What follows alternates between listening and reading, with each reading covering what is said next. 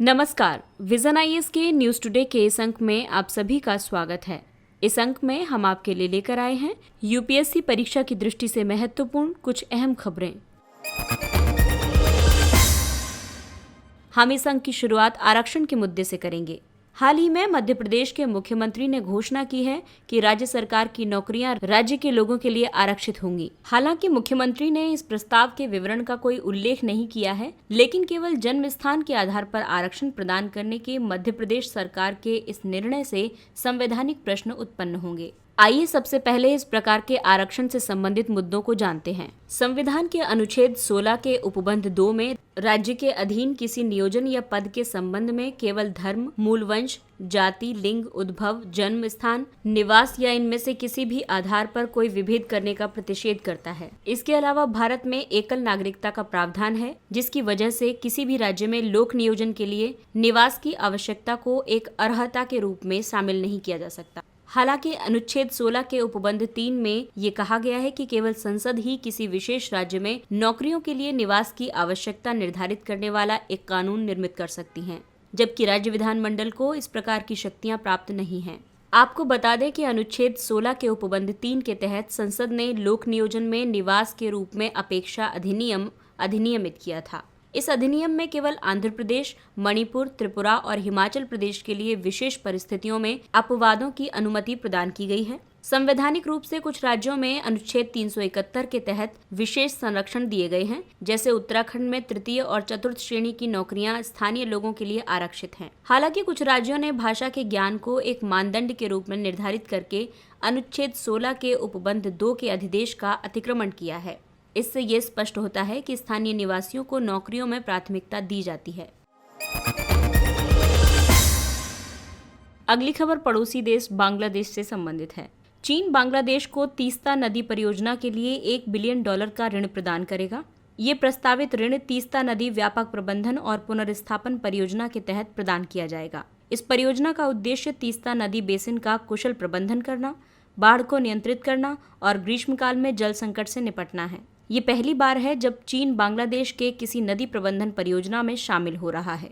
ये भारत के लिए एक चिंता का विषय है, क्योंकि भारत और बांग्लादेश के बीच तीस्ता नदी के जल बंटवारे को लेकर लंबे समय से विवाद कायम है। आपको बता दें कि तीस्ता नदी का उद्गम भारत की चोलामू झील से होता है, जो कि सिक्किम के उत्तरी भाग में 18,000 फीट की ऊंचाई पर स्थित है।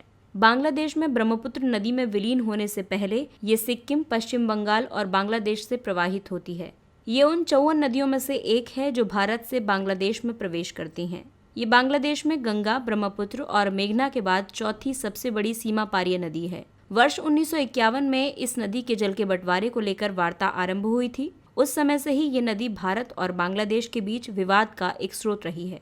वर्ष 1984 में भारत बांग्लादेश संयुक्त नदी आयोग ने भारत को 42.5% और बांग्लादेश को 37.5% जल आवंटित करने की अनुशंसा की थी। वर्ष 1984 की अनुशंसाओं के आधार पर वर्ष 2011 में एक समझौता संपन्न करने का प्रयास किया गया था, जो पश्चिम बंगाल सरकार द्वारा की गई आपत्तियों की वजह से लागू नहीं किया जा सका है। अगली खबर विज्ञान एवं प्रौद्योगिकी क्षेत्र से संबंधित है। विज्ञान एवं प्रौद्योगिकी विभाग डीएसटी द्वारा कार्बन अभिग्रहण, उपयोगिता और भंडारण पर रिसर्च को बढ़ावा। विज्ञान एवं प्रौद्योगिकी विभाग ने भारतीय शोधकर्ताओं से एक्सीलरेटिंग CCUS यानी carbon capture, utilisation and storage CCUS technologies के तहत प्रस्ताव आमंत्रित किए हैं।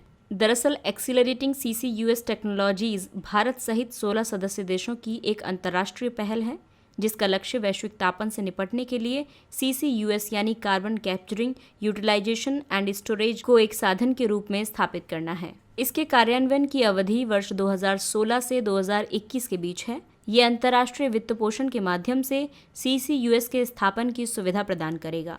आइए अब जानते हैं carbon capture, utilisation and storage technology के बारे में। ये प्रौद्योगिकियों का एक सेट है जो कार्बन डाइऑक्साइड उत्सर्जनों को उसके स्रोत से या प्रत्यक्षतः वायु से ही कैप्चर कर लेता है और उन्हें वायुमंडल में प्रवेश करने से रोकता है। CO2 को दहन से पहले या दहन के बाद या ऑक्सी दहन के तहत वर्गीकृत प्रौद्योगिकियों का उपयोग करके कैप्चर किया जाता है।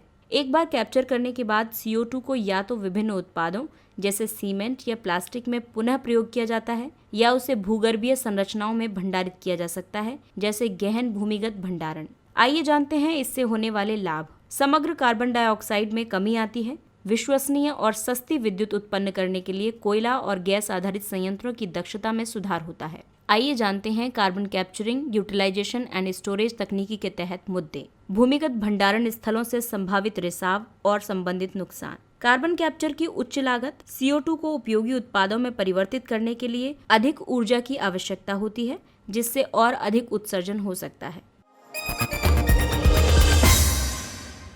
आवासन एवं शहरी कार्य मंत्रालय द्वारा स्वच्छ सर्वेक्षण 2020 का संचालन किया गया। आइए अब जानते हैं इस सर्वेक्षण के प्रमुख निष्कर्ष। इसके तहत इंदौर को लगातार चौथी बार सबसे स्वच्छ भारतीय शहर घोषित किया गया। इसके बाद सूरत का स्थान आता है। सबसे स्वच्छ राजधानी शहर के अंतर्गत नई दिल्ली नगर निगम NDMC आता है। वहीं 100 से अधिक शहरों वाले राज्यों में सबसे स्वच्छ राज्य है छत्तीसगढ़ और 100 से कम शहरों वाले राज्यों में सबसे स्वच्छ राज्य है झारखंड। गंगा के तट पर अवस्थित सबसे स्वच्छ शहर है वाराणसी, जबकि 40 लाख से अधिक जनसंख्या के साथ सबसे स्वच्छ मेगा सिटी है अहमदाबाद।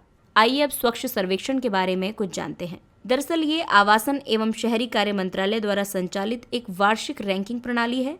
इसके तहत देश के शहरी क्षेत्रों का उनके स्वच्छता के स्तरों पर अध्ययन किया जाता है। साथ ही स्वच्छ भारत अभियान के समयबद्ध और अभिनव तरीके से सक्रिय कार्यान्वयन के आधार पर आकलन किया जाता है। इसे वर्ष 2016 में आरंभ किया गया था और ये अर्बन सैनिटेशन और स्वच्छता से संबंधित विश्व का सबसे बड़ा सर्वेक्षण है।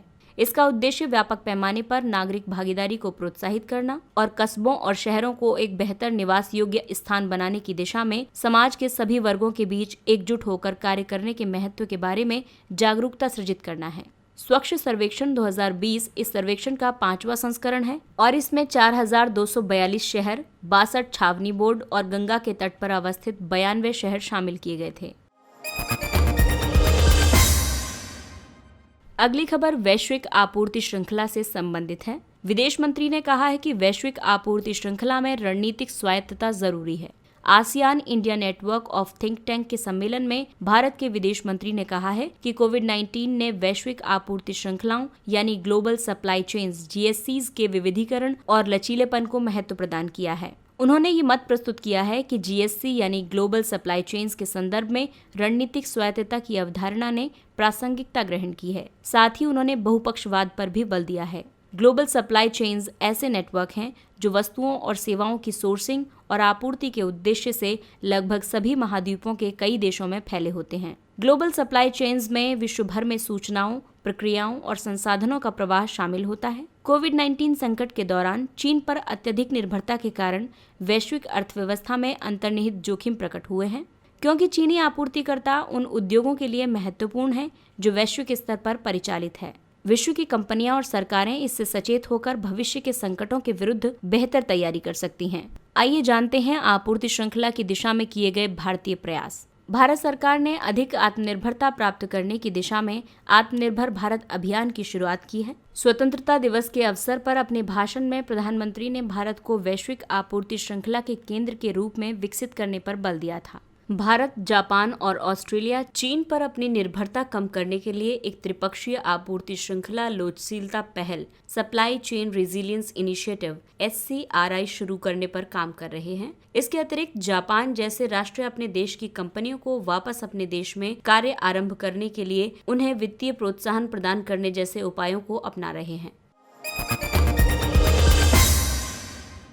आइए अब जानते हैं कुछ अन्य महत्वपूर्ण सुर्खियों के बारे में। संसद के अध्यक्षों का 5वां विश्व सम्मेलन। ये सम्मेलन संयुक्त राष्ट्र के समर्थन से अंतर संसदीय संघ और ऑस्ट्रिया की संसद द्वारा संयुक्त रूप से आयोजित किया जाता है। अंतर संसदीय संघ यानी IPU की स्थापना वर्ष 1889 में संसदों के अंतर्राष्ट्रीय संगठन के रूप में की गई थी। इसका उद्देश्य सभी देशों की संसदों के बीच संपर्क, समन्वय और अनुभव के आदान प्रदान को बढ़ावा देना है। इस सम्मेलन का आयोजन आभासी विधि यानी वर्चुअल मोड में किया जा रहा है और सम्मेलन का दूसरा भाग आगामी वर्ष वियना, ऑस्ट्रिया में फिजिकल मोड यानी भौतिक रीति से आयोजित किया जाएगा। श्रम ब्यूरो के डिजिटलीकरण की मांग की जा रही है। श्रम ब्यूरो श्रम एवं रोजगार मंत्रालय का एक संबद्ध कार्यालय है। इसके डिजिटलीकरण का उद्देश्य श्रम ब्यूरो के दायरे को विस्तृत करना है। इसके अतिरिक्त श्रम ब्यूरो का एक नया लोगो भी लॉन्च किया गया है। श्रम ब्यूरो श्रम सांख्यिकी के क्षेत्र में राष्ट्रीय स्तर का शीर्ष संगठन है, जो श्रम आसूचना, अनुसंधान, निगरानी या मूल्यांकन और प्रशिक्षण प्रदान करने जैसे कार्य करता है। ये औद्योगिक, कृषि और ग्रामीण मजदूरों के लिए उपभोक्ता मूल्य सूचकांक, मजदूरी दर सूचकांक आदि महत्वपूर्ण आर्थिक संकेतकों के भंडारगृह के रूप में कार्य करता है। प्रधानमंत्री रोजगार सृजन कार्यक्रम। वर्ष 2020 में प्रधानमंत्री रोजगार सृजन कार्यक्रम परियोजनाओं के कार्यान्वयन में 44% की वृद्धि दर्ज की गई है। PMEGP केंद्र सरकार का प्रमुख रोजगार सृजन कार्यक्रम है। खादी और ग्रामोद्योग आयोग KVIC इस योजना की कार्यान्वयन एजेंसी है। PMEGP के तहत केवल नई परियोजनाओं को अनुमोदन के लिए स्वीकार किया जाता है। विनिर्माण क्षेत्र के तहत परियोजना या इकाई की अधिकतम स्वीकार्य राशि 25 लाख रुपए है। व्यवसाय या सेवा क्षेत्र के तहत परियोजना या इकाई की अधिकतम स्वीकार्य राशि 10 लाख रुपए है। Tribal cooperative marketing development federation of India TRIFED की ट्राइफूड परियोजना। जनजातीय कार्य मंत्रालय ने रायगढ़ महाराष्ट्र और जगदलपुर छत्तीसगढ़ में ट्राइफूड परियोजना के तृतीयक प्रसंस्करण केंद्रों का शुभारंभ यानी आभासी उद्घाटन किया है। ट्राइफूड खाद्य प्रसंस्करण उद्योग मंत्रालय, मिनिस्ट्री ऑफ ट्राइबल अफेयर्स और ट्राइफेड की एक संयुक्त पहल है। इसका उद्देश्य जनजातीय वन संग्रहकर्ताओं द्वारा एकत्रित गौण वनोपजों यानी माइनर फॉरेस्ट प्रोड्यूस MFP के बेहतर उपयोग और मूल्य संवर्धन के माध्यम से जनजातियों की आय में वृद्धि करना है। विज्ञान एवं प्रौद्योगिकी संकेतक 2018 ये भारत में वैज्ञानिक अनुसंधान की स्थिति का एक आवधिक संकलन है। इसे विज्ञान एवं प्रौद्योगिकी विभाग के अंतर्गत राष्ट्रीय विज्ञान और प्रौद्योगिकी प्रबंधन सूचना प्रणाली द्वारा तैयार किया गया है। ये देश भर के कई वैज्ञानिक प्रतिष्ठानों द्वारा उपलब्ध कराए गए आंकड़ों पर आधारित है। इसके अनुसार सरकार द्वारा वित्त पोषित प्रमुख वैज्ञानिक एजेंसियों की तुलना में भारत की निजी क्षेत्र की शोध कंपनियां मुख्य अनुसंधान और विकास गतिविधियों में महिलाओं को अधिक रोजगार प्रदान करती हैं। Eat right challenge. हाल ही में भारतीय खाद्य संरक्षा और मानक प्राधिकरण food safety and standards authority of India FSSAI फसाई ने ईट राइट चैलेंज की शुरुआत की है। ये एक वार्षिक प्रतियोगिता है जिसका उद्देश्य भारत के शहरों या जिलों को खाद्य सुरक्षा और विनियामक परिवेश को सुदृढ़ करने और उपभोक्ताओं के बीच बेहतर भोजन विकल्प निर्मित करने के लिए जागरूकता सृजित करने के लिए प्रोत्साहित करना है। पंजीकरण कराने वाले प्रथम 150 शहरों और जिलों को फसाई द्वारा वित्तीय सहायता प्रदान की जाएगी। ये स्वास्थ्य मंत्रालय के तहत फसाई की ईट राइट इंडिया पहल का एक भाग है। इसका उद्देश्य सार्वजनिक स्वास्थ्य में सुधार करना और जीवन शैली से संबंधित रोगों के निवारण के लिए नकारात्मक पोषण संबंधी प्रवृत्तियों से निपटना है। चंद्रयान 2 ने चंद्रमा की कक्षा में 1 साल पूरा किया। चंद्रयान 2 भारत का चंद्रमा की सतह के सर्वेक्षण विहीन रहे दक्षिणी ध्रुव पर एक रोवर यानी प्रज्ञान की सॉफ्ट लैंडिंग कराने का प्रथम प्रयास था। हालांकि सॉफ्ट लैंडिंग का प्रयास सफल नहीं हुआ, लेकिन 8 वैज्ञानिक उपकरणों से सुसज्जित ऑर्बिटर को सफलतापूर्वक चंद्रमा की कक्षा में स्थापित किया गया था। इसके प्रमुख उपकरणों में शामिल हैं terrain mapping camera 2, Chandrayaan 2 large area soft x-ray spectrometer, imaging infrared spectrometer आदि। इसके साथ ही ये अंक समाप्त होता है। अगले अंक में फिर मुलाकात होगी कुछ अन्य महत्वपूर्ण खबरों के साथ। तब तक के लिए नमस्कार।